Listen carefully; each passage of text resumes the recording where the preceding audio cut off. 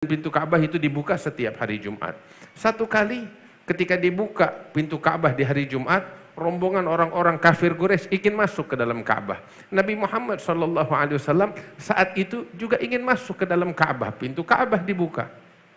Ketika beliau ingin masuk, tiba-tiba yang pegang kunci, yang dipertanggungjawabkan untuk memegang kunci Ka'bah, namanya Utsman bin Talhah.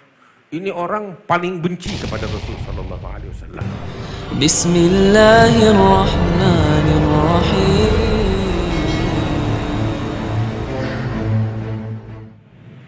Alhamdulillah.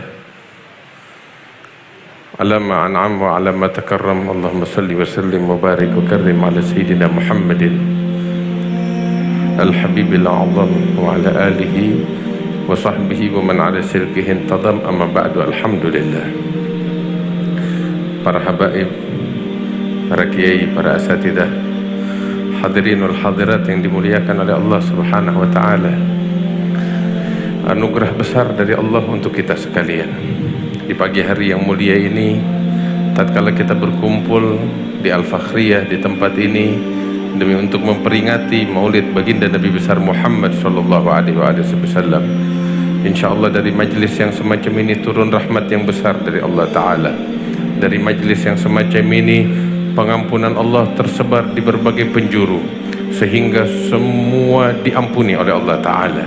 Semua mendapatkan syafaat dari Nabi besar Muhammad SAW. Semua insyaallah di berbagai penjuru dunia mendapatkan rahmat dari Allah, dari berkat majlis di tempat ini, dari berkat majlis Maulid Nabi Muhammad di Al-Fakhriyah, diangkat segala bala oleh Allah Subhanahu wa taala. Bagaimana tidak? Ini harapan kita kepada Allah. Nabi besar Muhammad sallallahu alaihi wasallam sebagaimana di dalam hadis sahih yang diriwayatkan oleh Imam Bukhari wa Muslim, fima yarwihi an rabbih azza wa jalla, dari Allah Subhanahu wa taala di dalam hadis qudsinya, ana inda dhanni 'abdi bi, aku sesuai dengan prasangka hambaku terhadapnya, dan ini terhadapku, dan ini adalah prasangka baik kita kepada Allah. Kita berprasangka Allah akan mengampuni dosa-dosa kita, Allah akan merahmati kita, Allah akan mengabulkan semua doa dan harapan kita, dan ambil kabar insyaallah apa yang kita harapkan dikabul oleh Allah Ta'ala. Hadirin yang dimuliakan oleh Allah Subhanahu wa Ta'ala, sosok Nabi Muhammad sallallahu alaihi wasallam sosok yang istimewa. Sosok beliau manusia, tetapi bashar la kal bashar, tidak sama dengan manusia yang lain. Fisik beliau manusia, beliau datang di tengah-tengah kita dengan sosok manusia agar kita jadikan beliau sebagai panutan yang terbaik untuk kita sekalian. Tetapi pada hakikatnya beliau adalah yaqut bainal hajar, beliau adalah permata di tengah batu. Beliau adalah sosok yang paling istimewa yang diagungkan oleh Allah Subhanahu wa taala. Fisik beliau dipuji oleh Allah dalam Al-Quran. Perilaku beliau, akhlak beliau dipuji oleh Allah Ta'ala di dalam Al-Quran. Wa innaka la'ala khuluqin azim. Engkau wahai Muhammad, sesungguhnya engkau berada di atas budi pekerti yang agung, budi pekerti yang mulia. Sehingga Al-Quran ketika kita baca, kita akan dapati betapa banyak Allah menceritakan akhlak Rasulullah sallallahu alaihi wasallam yang begitu mulia, yang begitu agung, yang dibanggakan oleh Allah Subhanahu wa taala di dalam Al-Qur'an. Sang pencipta membanggakan akhlak beliau, membanggakan akhlak Nabi besar Muhammad sallallahu alaihi wasallam, hingga Allah Ta'ala mengatakan kepada kita sekalian, laqad kana lakum fi rasulillahi uswatun hasanah. Pada sosok Nabi Muhammad terdapat suri tauladan yang terbaik. Gak pernah mencaci, gak pernah memaki, bahkan tidak pernah menyimpan kebencian di dalam hatinya kepada siapapun. Wala yudmiru li muslimin ghishan wala dhurra. Gak pernah memendam kebencian di dalam hatinya kepada siapapun. Yang ada pada diri beliau rahmatun kulluh. Dari ujung rambut hingga ujung kaki hanyalah kasih sayang. hanyalah keinginan, ambisi untuk memberikan kebaikan kepada umat manusia sekalian. Inilah sosok baginda Nabi besar Muhammad sallallahu alaihi wasallam, bukan hanya kepada orang-orang Islam semata, bukan hanya kepada orang-orang yang beriman semata, akan tetapi kebaikan beliau, kasih sayang beliau kepada orang-orang yang membenci beliau, yang mengganggu beliau, yang menganiaya beliau, yang menzalimi beliau.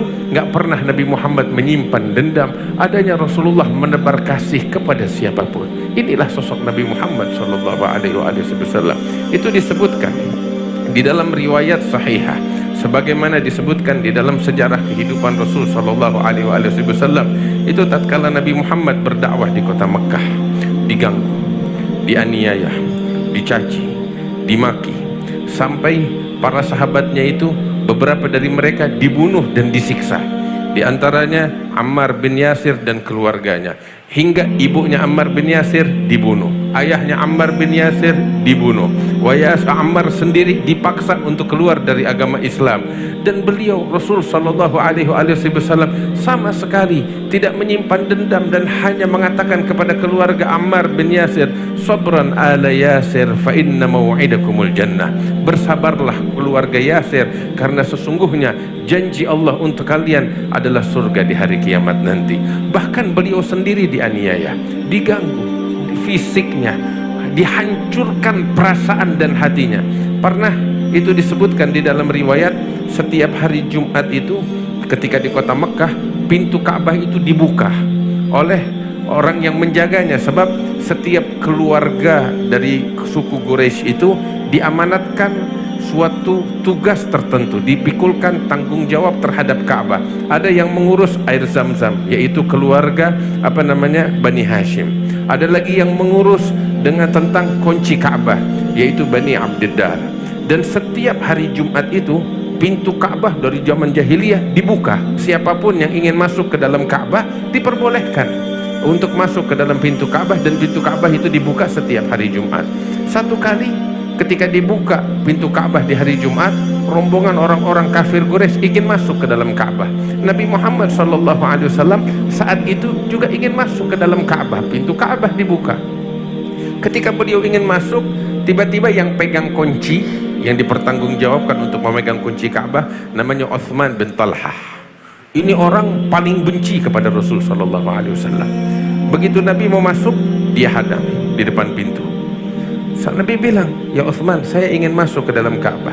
Utsman bin Talha bilang, kamu Muhammad tidak boleh masuk. Nabi bilang, saya pengen masuk, ini Ka'bah bukan milik dia. Ada bangunan yang dibangun oleh Nabi Ibrahim, rumah Allah subhanahu wa ta'ala. Keluarga Bani Abdiddar hanya ditugaskan memegang tanggung jawab, memegang kunci tersebut, nggak boleh melarang orang. Tapi Utsman bin Talha melarang, kamu Muhammad nggak boleh masuk. Ya Utsman, saya pengen masuk, ingin mengambil keberkahan dari Ka'bah. Tidak boleh, yang lain boleh masuk. Iya, yang lain boleh masuk, kamu Muhammad tidak boleh. Diusir oleh Utsman bin Talha, pergi kamu. Diusir dengan cara yang tidak terhormat. Maka saat itu Nabi Muhammad bilang kepada Utsman bin Talha, ya Utsman, hari ini kamu mengusir saya dari pintu Ka'bah. Hari ini kamu melarang saya untuk masuk ke dalam pintu Ka'bah, ke dalam Ka'bah. Ingat ucapanku, kata Rasul, akan datang satu masa kunci Ka'bah yang kamu pegang itu akan berada di tangan saya, dan saat itu saya memegang kuasa penuh, dan saya punya kuasa untuk meletakkan, memberikan kunci Ka'bah kepada siapapun yang saya suka, kata Nabi Muhammad SAW. Utsman bin Talha bilang kepada Nabi Muhammad, itu tidak mungkin terjadi. Kalaupun itu terjadi, itu adalah kehancuran dan kehinaan bagi kami bangsa Quraisy. Nabi Muhammad bilang, tidak, itu akan terjadi. Dan sebaliknya, tatkala itu terjadi, itu adalah kemuliaan untuk bangsa Quraisy. Jalan Nabi Muhammad meninggalkan Utsman bin Talha. Berlalu 1 tahun, 2 tahun. Saat itu Utsman bin Talha, dia berhasil mengusir Nabi Muhammad dengan bangga, puas telah mengusir dari Nabi Muhammad dari pintu Ka'bah. Berlalu 1 tahun, 2 tahun, sampai Nabi Muhammad hijrah ke kota Madinah. Berlalu beberapa tahun, pertempuran demi pertempuran terjadi, hingga tatkala Fatah Mekah, kemenangan diraih oleh Nabi besar Muhammad sallallahu alaihi wasallam. Nabi masuk ke kota Mekah dengan membawa kemenangan. Orang-orang Mekah semuanya ketakutan. Dikepung kota Mekah oleh lebih dari 10 prajurit yang dibawa oleh Nabi besar Muhammad sallallahu alaihi wasallam, sehingga seluruh penduduk Mekah menyerah kepada Nabi Muhammad dan pasukannya. Beberapa dari mereka sembunyi ke dalam rumah mereka, beberapa lagi yang selalu mengganggu Nabi Muhammad kabur sampai ke Jeddah. Sampai ketika Nabi Muhammad sampai di Mekah, itu orang-orang kafir semuanya duduk di depan Ka'bah, ketakutan, duduk menundukkan kepala mereka, sebab mereka melihat selama ini mereka mengganggu Nabi Muhammad. Puluhan tahun mereka aniaya Rasulullah, mereka memerangi Nabi Muhammad SAW, dan hari ini Nabi Muhammad menang dan berkuasa di atas mereka. Ketakutan, kalau orang biasa, orang lain, ini pasti Muhammad akan membalas dendam kepada mereka. Mereka ketakutan semuanya. Tatkala Nabi Muhammad datang, sedangkan orang-orang kafir Quraisy semua ketakutan menundukkan kepala, Nabi Muhammad mengatakan kepada mereka, ya ma'syara Quraisy, ma tadunnun anni fa'ilun bikum. Wahai orang-orang Quraisy, kira-kira apa yang kalian perkirakan, apa yang akan aku lakukan terhadap kalian, menurut kalian? Maka orang-orang kafir ini, mereka mengatakan, mengemis di depan Rasul sallallahu alaihi wasallam, yang dahulu mereka membusungkan kepala dan dada mereka, menyombongkan diri mereka di hadapan Rasulullah. Saat itu mereka mengemis di depan Nabi Muhammad dan mengatakan, ya Rasul, ya Muhammad, yang kami harapkan darimu adalah kebaikanmu, adalah kemurahan hatimu. Wahai saudara kami, wahai keponakan kami yang baik. Dipanggil keponakan, dulu dipanggil tukang sihir, tukang bohong, dicaci dan dimaki. Sekarang dipanggil bukan cuma saudara, keponakan. Lihat, mereka jilat. Tapi lihat, Nabi nggak menyimpan dendam. Nabi katakan kepada mereka, wahai orang-orang Quraisy, la aqulu lakum illa kama qala akhi Yusuf. Aku tidak akan mengatakan kepada kalian melainkan persis seperti yang dahulu dikatakan saudaraku Nabi Yusuf kepada saudara-saudaranya yang berapa tahun mengganggu beliau. Nabi Yusuf mengatakan, la tathriba alaikumul yawm yaghfirullahu lakum ya ma'syara Quraisy idhabu fa antum tulaqa. Beliau katakan, wahai orang-orang Quraisy, yang lalu biar berlalu, aku telah memaafkan kalian. Wahai orang-orang Quraisy sekalian, pergilah kalian bebas setelah aku maafkan kesalahan kalian, kata Nabi Muhammad sallallahu alaihi wasallam. Enggak menyimpan dendam sama sekali. Saat itu orang-orang Quraisy gembira melihat akhlak yang mulia, hingga mereka semua masuk ke dalam agama Islam melihat akhlak daripada Nabi Muhammad SAW. Saat itu Nabi Muhammad memanggil Ali bin Abi Thalib, ya Ali, mana Utsman bin Talhah? Saya mau masuk Ka'bah, kunci dia yang pegang. Dicari, mana Utsman? Utsman gak ada. Cari tahu, sembunyi di rumahnya, sebab dia tahu pernah bikin salah sama Nabi. Dia sembunyi di rumahnya. Nabi bilang kepada Ali bin Abi Thalib, panggil dia, bawa dia kemari, suruh bawa kunci Ka'bah. Berangkat Ali bin Abi Thalib ke rumahnya, diketok, ya Utsman, keluar. Apa? Nabi Muhammad memanggilmu dan kau bawa kunci Ka'bah. Gemeteran, deg-degan, perut mules, ketakutan, tahu pernah bikin salah. Nabi menunggu depan pintu Ka'bah. Datang Utsman bin Talhah bawa itu kunci. Nabi bilang, kemarikan itu kunci. Diserahkan, ketakutan Utsman. Nabi gak banyak bicara, dibuka itu kunci. Nabi masuk ke dalam. Nabi masuk ke dalam bersama Sayyidina Bilal, juga ikut ke dalamnya itu Utsman bin Talhah. Di dalam Ka'bah Nabi kunci pintu. Terus Nabi sholat 2 rakaat di sana atau beberapa rakaat. Kemudian setelah keluar, ya, Nabi berdiri depan pintu Ka'bah dan memanggil Utsman. Utsman ngumpet di belakang, ngumpet, tahu. Nabi menoleh, ya Utsman, lebih ya Muhammad, kemari. Dia datang, dia takut menundukkan kepalanya. Nabi sambil pegang tuh kunci Ka'bah.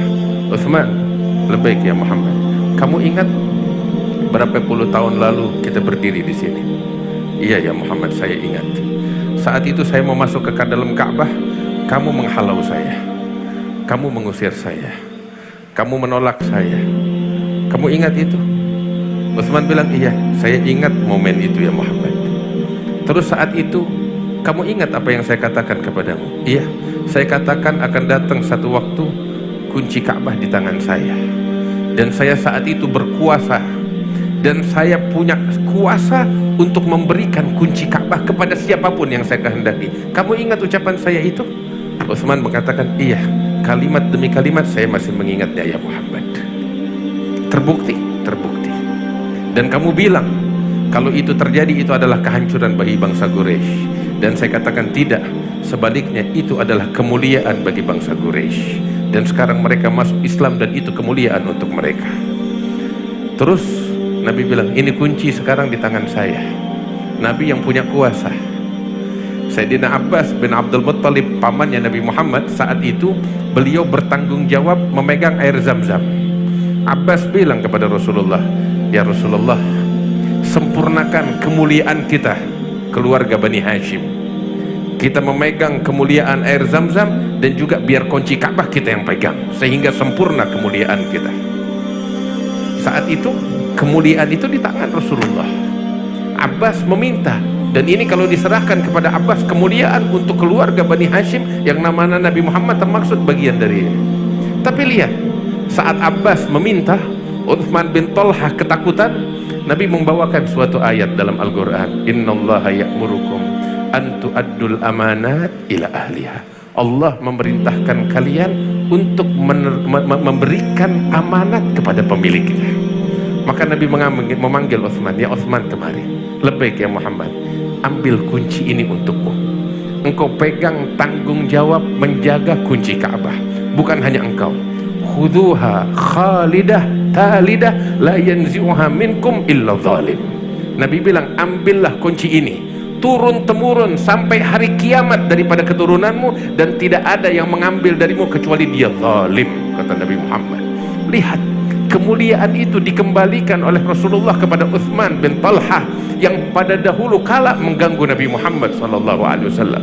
Dan bukan hanya itu, kemuliaan ini dijaga oleh Rasulullah, dipatenkan oleh Nabi Muhammad untuk Uthman bin Talha yang dulu ganggu Nabi Muhammad, yang dulu mengusir Nabi Muhammad. Dipatenkan oleh Nabi Muhammad untuk mereka, sampai Nabi bilang gak ada yang berhak mencabutnya dari kalian kecuali itu orang zalim. Sampai detik ini kunci Ka'bah dipegang oleh keturunan mereka, Bani Abdiddar, atas wasiat dari Nabi Muhammad SAW.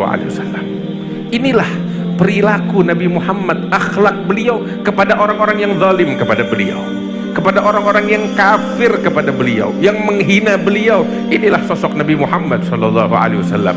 Sungguh sosok yang semacam ini, orang yang sosok yang istimewa, yang hatinya murni, gak menyimpan dendam, kebencian kepada siapapun, rahmah, kasih sayang yang tulus kepada sekalian umat manusia. Maka itu gak salah ketika Allah Ta'ala mengatakan wa ma arsalnaka illa rahmatan lil alamin. Kita sekarang berkumpul di tempat yang mulia ini mengenang sosok beliau, agar tumbuh di dalam hati kita kecintaan yang besar kepada sosok Nabi Muhammad SAW. Kita akan membacakan kitab Simtud Durar, Maulid Simtud Durar, yang disusun oleh Al-Habib Ali bin Muhammad Al-Habsyi, yang isinya sejarah kehidupan Rasulullah. Bukan hanya sekedar sejarah, ungkapan cinta yang digubah oleh sosok Al-Habib Ali bin Muhammad Al-Habsyi, sosok yang tenggelam di dalam lautan cinta kepada Rasulullah SAW. Beliau ungkapkan di dalam Maulid Simtud Durar kecintaan yang tulus. Hadirin yang dimuliakan Allah, yang kita baca nih ungkapan cinta dari seorang Habib Ali Habsyi kepada Rasul SAW, untuk kita mengukur diri kita sudah sampai di mana kecintaan kita kepada Rasul SAW, sudah sampai di mana kerinduan kita kepada Nabi Muhammad SAW. Segini kita nggak paham apa yang dibaca, tetapi kita merasakan ketentraman, kebahagiaan, kecintaan mengalir di dalam urat nadi kita ketika kita membaca kitab Maulid Simtud Durar. Bagaimana kalau kita paham? Bagaimana kalau kita mengerti? Bagaimana kalau kita jadi pemeran utamanya, orang-orang yang cinta kepada Nabi Muhammad SAW? Mudah-mudahan Allah muliakan kita dengan cinta kepada Rasulullah SAW. Ambil kabar gembira, insya Allah kita keluar dari sini semua doa kita diijabah oleh Allah. Dahulu kakek kami Al-Habib Ali bin Abdurrahman Al-Habsyi itu kalau di majlis maulid semacam ini, beliau ketika berdiri di hadapan halayak ramai, beliau selalu mengutip firman Allah yang berbunyi, wa'alamu anna fikum Rasulullah. Ketahuilah bahwasanya di tengah-tengah kalian ada Rasulullah SAW. Nabi hadir di tengah-tengah kita, sekalipun kita nggak lihat. Tetapi bagaimana tidak, beliau sendiri yang bilang, ma min musallimin yusallimu alayya illa raddallahu alayya ruhi hatta arudda alaihi salam. Enggak ada satupun dari umatku yang mengucapkan salam kepadaku melainkan aku menjawab salamnya, direspon oleh Nabi Muhammad SAW. Hadirin yang dimuliakan Allah, saat ini Nabi hadir di tengah-tengah kita. Bagaimana sikap kita? Bagaimana adab kita? Dulu para sahabat kalau duduk di depan Nabi Muhammad, ka'anna ala ru'usihim at-tayr, seakan-akan hinggap di kepala mereka burung, saking khusyuknya. Nabi hadir di tengah-tengah kita. Dan insya Allah semua doa kita diijabah oleh Allah Ta'ala. Besarkan harapan kita, besarkan doa kita, minta kepada Allah di majlis semacam ini semua harapan dikabul oleh Allah Ta'ala. Kita minta urusan dunianya kita, urusan akhiratnya kita, untuk diri kita, untuk anak-anak kita, istri kita, keluarga kita, untuk umat sekalian, agar bala yang menimpa umat diangkat oleh Allah, agar kemaksiatan yang menjadi penyebab turunnya bencana diangkat oleh Allah Subhanahu wa Ta'ala, agar kita dijadikan sebagai orang-orang yang istiqamah bertakwa kepada Allah Subhanahu wa Ta'ala. Dan terakhir yang ingin saya sampaikan, kita nggak mau peringatan Maulid yang kita hadiri hanya sekedar rutinitas setiap tahun, tetapi kita mau pulang dengan membawa perubahan dalam diri kita menjadi lebih baik. Makin kita bertakwa kepada Allah, makin kita istiqamah di jalan Allah, makin kita khusyuk kepada Allah Subhanahu wa Ta'ala, makin kita menjaga lisan kita, makin kita menjaga anggota badan kita dari hal-hal yang diharamkan oleh Allah Subhanahu wa Ta'ala, sehingga kita menjadi orang-orang yang bertakwa kepada Allah. Kita ingin pulang dari sini, setiap orang yang hadir mencerminkan sosok Nabi Muhammad SAW, dari akhlaknya, dari perilakunya, dari ucapannya, dari gerak-geriknya. Orang yang melihat dirinya melihat inilah cerminan Nabi besar Muhammad SAW. Gembirakan Rasulullah dengan itu. Buat Nabi Muhammad tersenyum dengan akhlak kita, dengan tekad kita ketika bertobat kepada Allah Subhanahu wa Ta'ala. Hadirin yang dimuliakan oleh Allah Subhanahu wa Ta'ala, insyaallah Allah kabulkan semua harapan kita. Alhamdulillah, hadir di tengah-tengah kita ini sangat banyak para ulama, para habaib dari berbagai tempat. Saya nggak bisa sebut mungkin satu persatu, terlalu banyak ada di sini. Beberapa mungkin yang boleh saya sebut, yang bisa saya sebut, orang tua kita Al-Habib Ismail bin Abdullah Al-Habsyi, Al-Habib Ahmad bin Alawi bin Ahmad bin Syihabuddin dari Kunciran, dari Ciledug.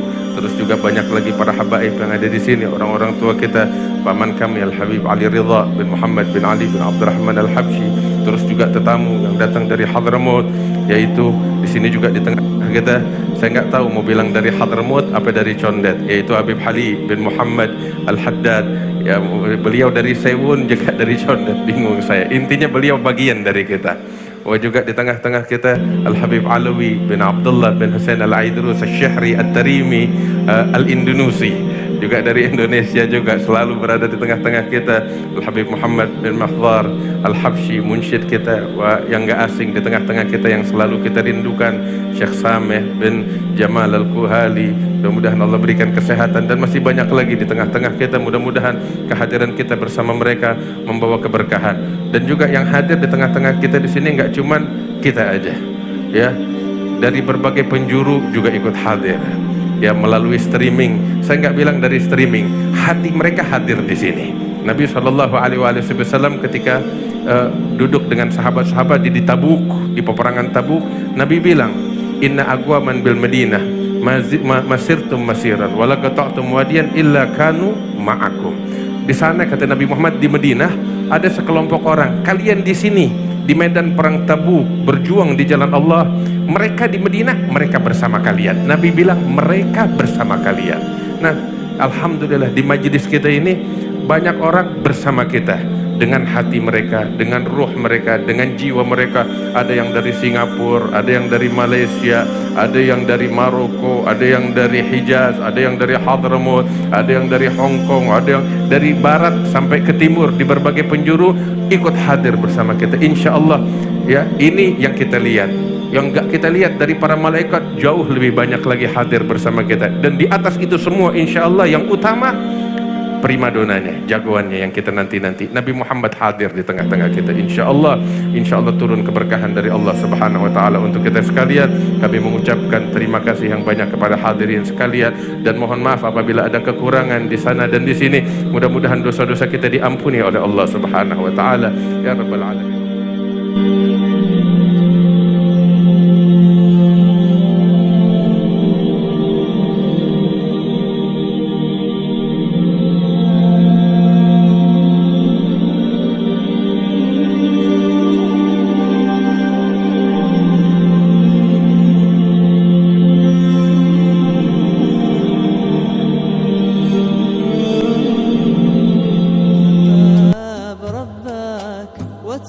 اللدون واسأله السلامة من دار الفتون.